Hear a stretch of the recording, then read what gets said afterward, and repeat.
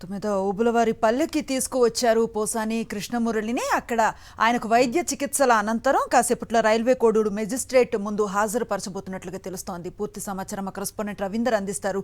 రవీందర్, చూస్తూ ఉన్న మరోసారి టార్గెటెడ్ గా వైఎస్ఆర్సీపీ సానుభూతి పరులను పోలీసులు అరెస్టు చేయటాన్ని, అంటే భయభ్రాంతులకు గురి చేయటమే ప్రభుత్వ లక్ష్యం అంటే ఏం చెప్తారు?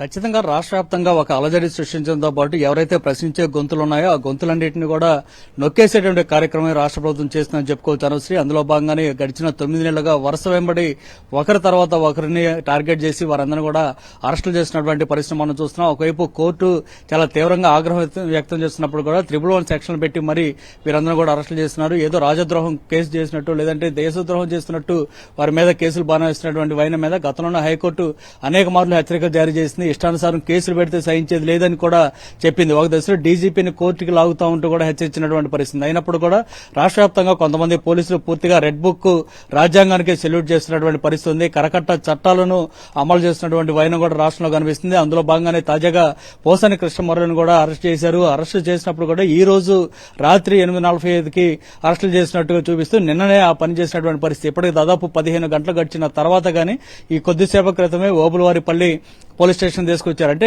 మొత్తం ఒక డ్రామా అయితే ప్లే చేస్తున్నట్టు చాలా స్పష్టంగా అర్థమవుతుంది. మొన్న 24వ తారీఖున జనసేన సంబంధించినటువంటి మణి అనేటువంటి కార్యకర్త ఒక నాయకుడు ఇచ్చినటువంటి కంప్లైంట్ తీసుకుని వెంటనే హైదరాబాద్ వెళ్లి పోలీసులు పోసాని కృష్ణమురళిని అరెస్ట్ చేశారు. ఇదే కాకుండా రాష్ట్ర వ్యాప్తంగా దాదాపు 11 చోట్ల కేసులు నమోదు చేయించారంటే ఏ స్థాయిలో ఒక వ్యక్తిని టార్గెట్ చేసి వేధిస్తున్నారనేది మనం అర్థం చేసుకోవచ్చు. కొద్దిసేపటి క్రితమే ఓబులవారిపల్లి పోలీస్ స్టేషన్ కు పోసాని కృష్ణమురళి తీసుకొచ్చారు. మరోవైపు కృష్ణమురళి సతీమణి కుస్మలత కూడా వైఎస్ఆర్ కాంగ్రెస్ పార్టీ అధినేత జగన్ ఫోన్ లో పరామర్శించారు. ధైర్యంగా ఉండాలంటూ చెప్పారు. వైఎస్ఆర్ కాంగ్రెస్ పార్టీ అండగా ఉంటుంది, పార్టీ సంబంధించి పూర్తి స్థాయిలో న్యాయ సహాయం అందిస్తామని కూడా వైఎస్ జగన్ చెప్పినటువంటి పరిస్థితి. ఈ సందర్భంగా మొత్తం మాట్లాడడానికి వైఎస్ఆర్ కాంగ్రెస్ పార్టీకి సంబంధించినటువంటి విజయవాడ సంబంధించినటువంటి నేత వంగవీటి నరేంద్ర ఉన్నారు. నరేంద్ర గారు, చూస్తూ ఉన్నారు, 67 సంవత్సరాల వయసు ఉన్నటువంటి పోసాని కృష్ణమురళిని పోలీసులు అరెస్ట్ చేసిన వైనాన్ని ఏ విధంగా చూస్తారు? గడిచిన 15 గంటల పాటు అసలు ఎక్కడ తీసుకెళ్లారు అంటే కూడా చెప్పకుండా కుటుంబ సభ్యులు కూడా తెలియకుండా చేసినటువంటి వైనం, ఈ మొత్తం ఎపిసోడ్ ఏ విధంగా చూస్తున్నారు?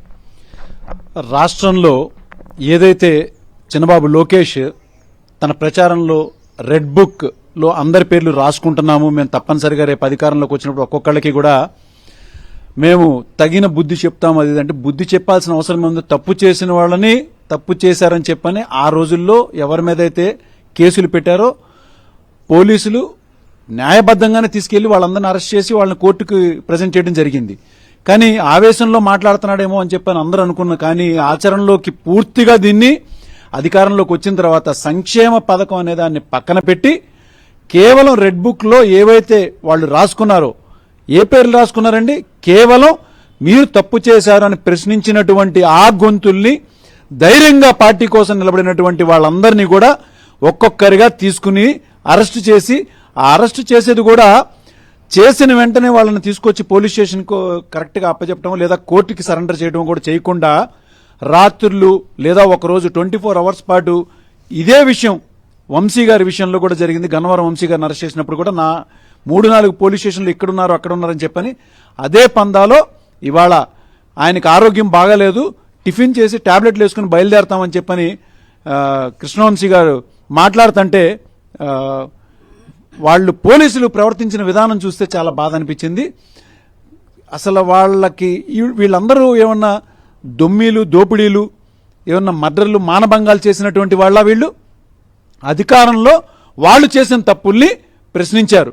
ఆ ప్రశ్నిస్తే ఇంత దారుణంగా వాళ్ళని ఒక కిరాయి గూండాలనో లేకపోతే ఇంకెవరినో మర్డర్లు చేసిన వాళ్ళనో మానభంగాలు చేసిన వాళ్ళనో దోపిడీదారులను తీసుకెళ్లినట్టుగా తీసుకెళ్లి రాత్రులు హింసలు పెట్టి అనేక రకాలు చేసి పొద్దున పూట తీసుకొచ్చి ఎక్కడో ఒక పోలీస్ స్టేషన్లో ఇక్కడ ఉంచామని చెప్పానంటే ఏం జరుగుతుంది? ఎంతకాలం అని మేము చూస్తూ సహించాం. ఇవాళ దీన్ని తిరుగుబాటుగా చేస్తే ఇదిగో మీ పద్ధతి ఇదని చెప్తానంటున్నారు. ఎందుకు తిరుగుబాటు చేయకుండా ఉంటాం? తప్పనిసరిగా దీన్ని ప్రశ్నిస్తాం, న్యాయబద్ధంగానే మేము పోరాటం ఎదుర్కొంటాం. అంతగా దాడితే రెడ్ బుక్ రాయటం మీకు కొత్త ఏమో గానీ మేము ఎప్పుడైనా సరే దేనికైనా గానీ ప్రజల నుంచి తిరుగుబాటు చేసుకుంటా వచ్చి మేము ఎదుర్కోవడానికి రెడీగా ఉన్నామని చెప్పని మీకు తెలియదు. అంటే గతంలో ప్రశ్నించాలన్న కారణంతో సోషల్ మీడియా యాక్టివిస్టులను అరెస్టులు చేశారు, మీ పార్టీ సంబంధించిన నాయకులను అరెస్ట్ చేశారు. ఇప్పుడు పార్టీతో సంబంధం లేదు, నేను దూరంగా ఉన్నానని చెప్పినటువంటి పోసాని లాంటి వ్యక్తులను కూడా అరెస్ట్ చేస్తున్నారు. కారణం ఏంటి? రాజకీయాలతో సంబంధం లేనటువంటి వ్యక్తులను కూడా ఎందుకు అరెస్ట్ చేస్తున్నారు? పోసాని గారు అనే ఆయన మొదటి నుంచి కూడా పార్టీకి చాలా విధేయంగా, మొట్టమొదట ఆయన మాట్లాడే దానిలో కూడా ఒక స్పష్టత ఉంటుంది.